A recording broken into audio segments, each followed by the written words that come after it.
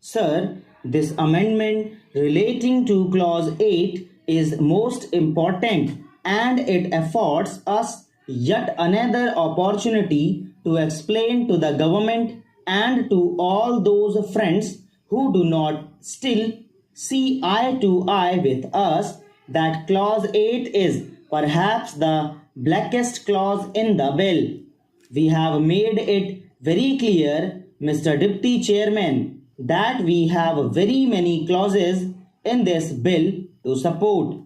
That is a matter of great satisfaction to us.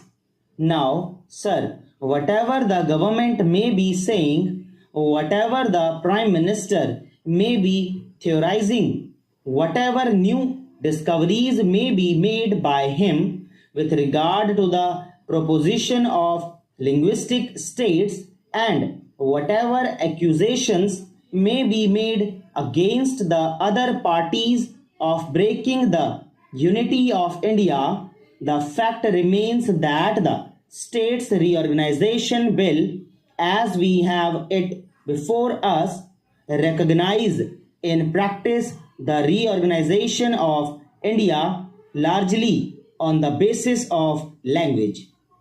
Nothing can detract this outstanding fact with regard to this bill. Therefore, sir, let us be very clear about it. It is not something that we are saying for the first time, and it is not something which is very extraordinary. The whole bill is based on the acceptance of the underlying principle of linguistic reorganization of states. A number of states on this basis are going to come into existence. But when we come to that region of Maharashtra and Gujarat, we find a different type of dispensation meted out to them. There is no logic in it, there is no reason in it, and there is no principle in it except that the ruling party, because of certain reasons, suddenly decided upon taking this preposterous course. Mr. Deputy Chairman, Clause 8 creates a bilingual state of Bombay, but I can tell you straightway that the bill was circulated to the various state legislatures. It did not contain the provision of the kind that we have before us. Thus, the people in the states and their legislators, in principle, were denied the opportunity of addressing their mind to this particular clause which we have before us. They discarded certain other things too. It was open to them to discard this matter also. They could not foresee that the government would suddenly so change its mind that it would be necessary to discuss it. They concentrated on the provisions of the bill based on the recommendations of the Commission. They had before them two important documents, one the Commission's recommendations with regard to Bombay, and the other the proposals contained in the bill that went to them. They concentrated only on those things, and they could never have seen that certain honorable gentlemen would collect together in the lobbies signatures of various members on a little piece of paper and flaunt them before the Prime Minister, and the Prime Minister, who has not been easily changeable in regard to this matter, would suddenly change and accept the suggestion for the creation of a bilingual state. That is how this clause came into existence. And today, sir, in this house, we are called upon to support this clause regardless of what the Maharashtrian think about it, and regardless of what the Gujaratis think about it.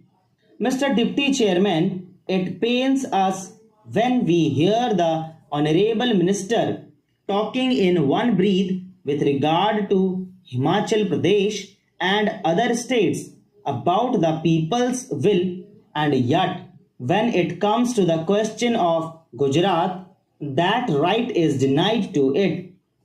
We find today before our eyes the mighty upsurge of the people of Gujarat demanding a linguistic state, and it is perfectly known to the government as to anybody else in the country that the people of Gujarat to a man are opposed to this provision of the bill. And also, sir, the people of Maharashtra are opposed to this bill. Are these not facts?